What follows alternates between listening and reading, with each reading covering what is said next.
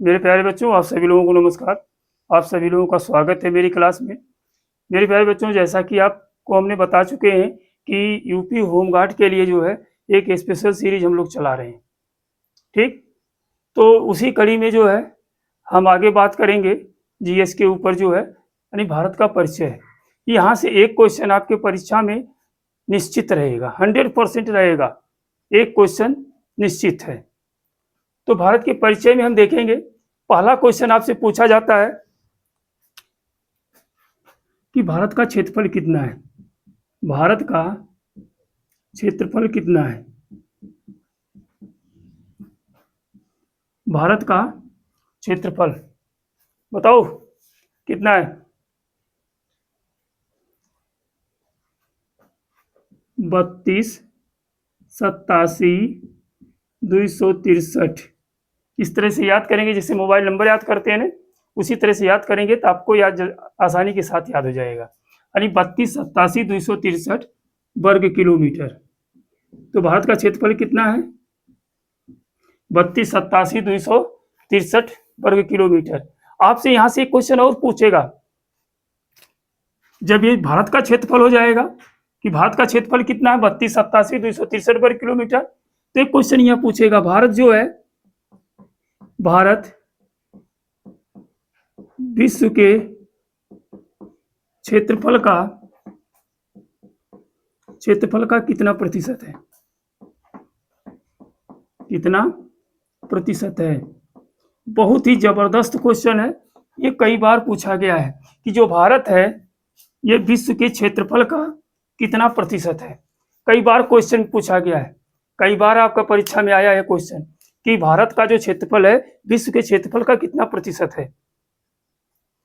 तो भारत का जो क्षेत्रफल है ये विश्व के क्षेत्रफल का कितना प्रतिशत है, बताइए भैया। तो आप क्या उत्तर बताएंगे? 2.4%। कितना है? 2.4%। एक क्वेश्चन यहीं पे और पूछा जाता है। हम जानते हैं कि हम वही प्रश्न आपको बता रहे हैं जो आपको हूबहू परीक्षा में पूछे जाएंगे। आई बात समझ में? जानते हैं, हम वही क्वेश्चन आपको करवा रहे हैं जो आपके सीधे हूबहू पेपर में मिले, जो सीधे आपसे पूछे जाए। ठीक है, तो भारत का जो क्षेत्रफल है विश्व के क्षेत्रफल का कितना प्रतिशत है? 2.4%। यहीं पे क्वेश्चन और पूछा जाएगा कि क्षेत्रफल की दृष्टि से जो भारत है ये दुनिया का कौन सा देश है, किस नंबर का देश है। ठीक है, तो क्षेत्रफल की दृष्टि से क्षेत्रफल की दृष्टि से भारत दुनिया का 7वां सबसे बड़ा देश है। 7वां सबसे बड़ा देश है। ठीक, तो आपसे पूछा जाएगा क्षेत्रफल की दृष्टि से भारत का दुनिया में कौन सा स्थान है, तो आप क्या बताएंगे? 7वां सबसे बड़ा देश है। कौन सा देश सबसे बड़ा है? कौन सा देश सबसे बड़ा है आपका? तो 7वां सबसे बड़ा देश कौन सा है? भारत है। 7वां सबसे बड़ा देश क्या है? भारत है। अब अगर देखा जाए यहां से एक क्वेश्चन और यहां पूछा जाता है भारत के परिप्रेक्ष्य में, जो है कर्क रेखा से संबंधित क्वेश्चन। आई बात समझ में? तो कर्क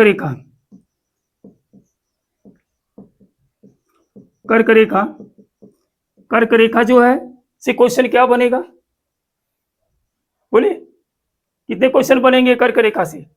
यह भारत के मध्य से गुजरती है, भारत के मध्य से गुजरती है। पहला क्वेश्चन ये बनेगा कि भारत के मध्य से कौन सी रेखा गुजरती है? भारत के मध्य से कौन सी रेखा गुजरती है? तो कर्क रेखा गुजरती है। दूसरा क्वेश्चन बनेगा ये आपका, किस रेखा को हम कर्क रेखा कहते हैं? किस रेखा को हम कर्क रेखा कहते हैं? तो आप कहेंगे सर जी 23.5 अंश उत्तरी अक्षांश को जो है क्या कहते हैं, कर्क रेखा कहते हैं।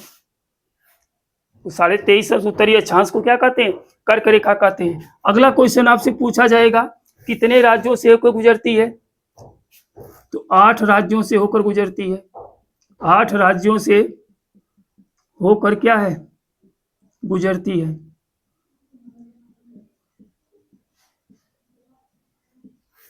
अब इसके लिए 8 राज्य कौन कौन से हैं जिससे होकर गुजरती है, ये आपसे पूछा जाएगा कितने राज्यों से गुजरती है, 8 राज्यों से होकर गुजरती है।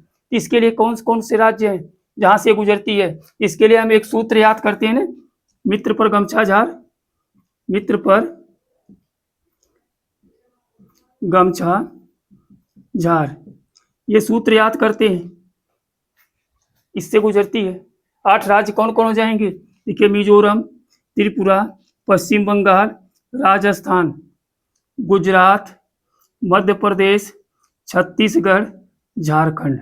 कितने राज्य हो गए भैया, 8 राज्य हो गए। इस रा का कोई मतलब नहीं है इसमें, आई बात समझ में। तो ये 8 राज्य देखिए, एक बार फिर सुन लीजिए कि मिजोरम, त्रिपुरा, पश्चिम बंगाल, राजस्थान, गुजरात, मध्य प्रदेश, छत्तीसगढ़, झारखंड। आई बात समझ में। तो ये जो 8 राज्य हैं यहाँ से आपकी क्या गुजरती है, कर्क रेखा गुजरती है। कौन सी कर्क रेखा, 23.5 उत्तरीय अक्षांश को हम क्या कहते हैं, कर्क रेखा कहते हैं। अब आपसे एक क्वेश्चन यहाँ इस तरह से थोड़ा सा घुमा के पूछ सकता है कि सीरियल से बताइए, या पूरब से पश्चिम बताइए जो गुजरते हैं राज्य, या पश्चिम से जो है पूरब, या पूरब से पश्चिम, या पूरब से पश्चिम, किसी तरह से पूछ सकता है। तो कौन कौन से गुजरते हैं, पहले कौन सा राज्य आएगा, गुजरात आएगा, राजस्थान, पहले गुजरात, फिर उसके बाद राजस्थान, फिर इसके बाद कौन से राज्य गुजरेगा, बोलिए भैया, है मध्य प्रदेश, फिर कौन पड़ेगा, छत्तीसगढ़, मध्य प्रदेश, छत्तीसगढ़, झारखंड, ठीक, पश्चिम बंगाल,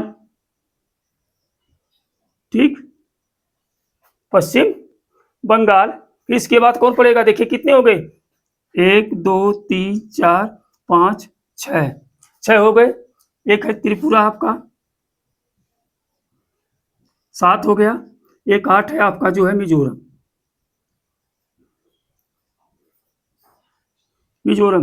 ये देखिए कि पश्चिम से पूरब की तरफ जो हम लोग हैं, पहले गुजरात है, फिर राजस्थान, फिर मध्य प्रदेश, फिर छत्तीसगढ़, झारखंड, पश्चिम बंगाल, त्रिपुरा और मिजोरम।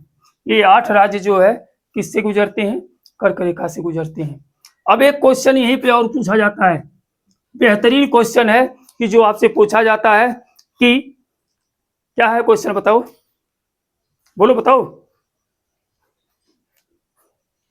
देखिए 3 प्रमुख राजधानी शहर जो है इस कर्क रेखा पे पड़ते हैं।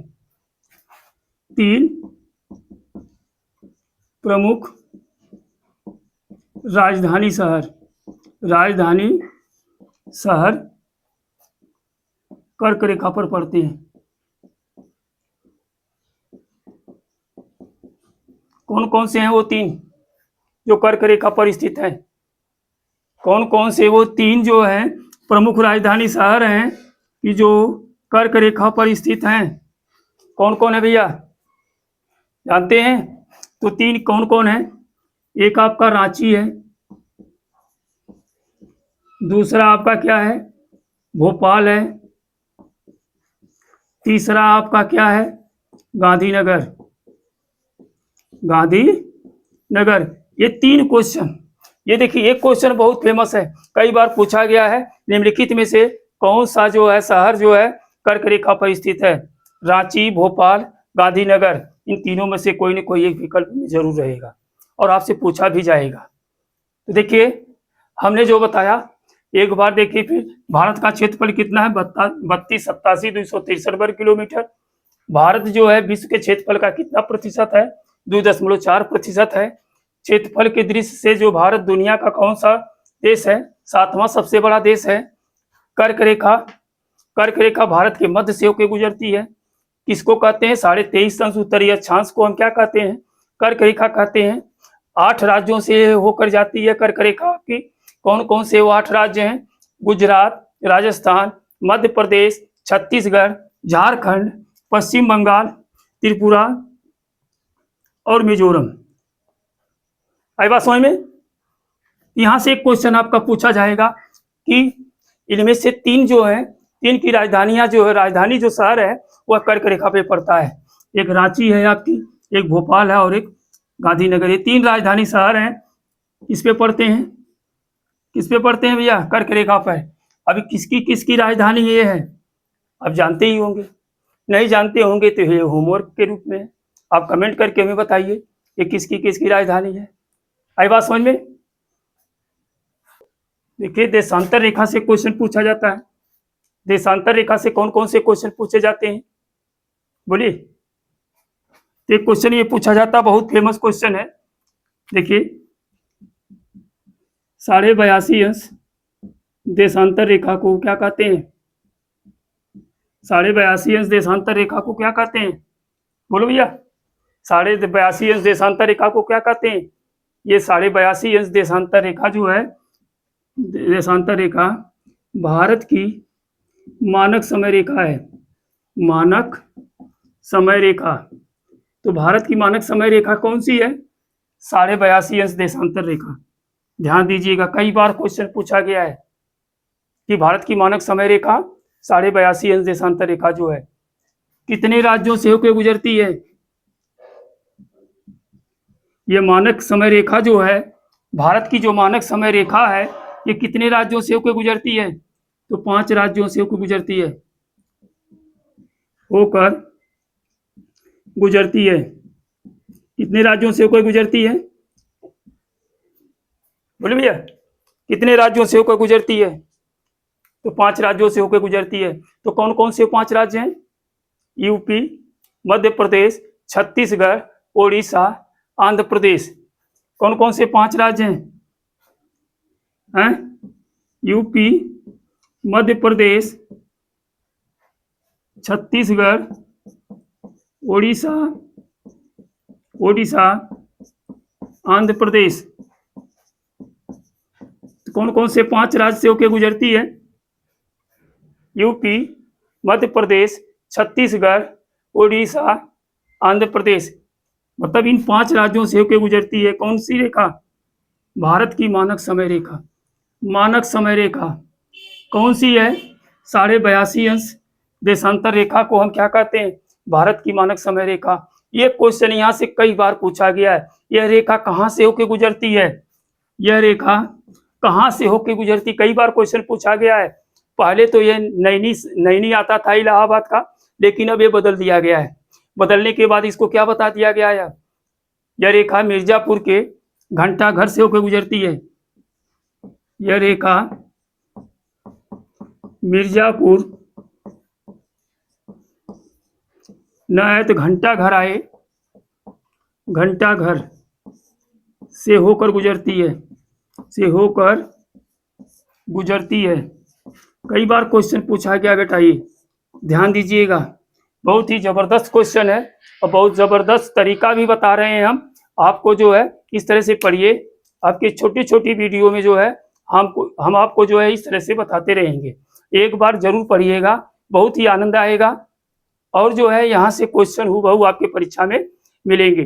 कल हम अगले वीडियो में चर्चा करेंगे आपके भारत के पड़ोसी देश, मुद्रा, राजधानी।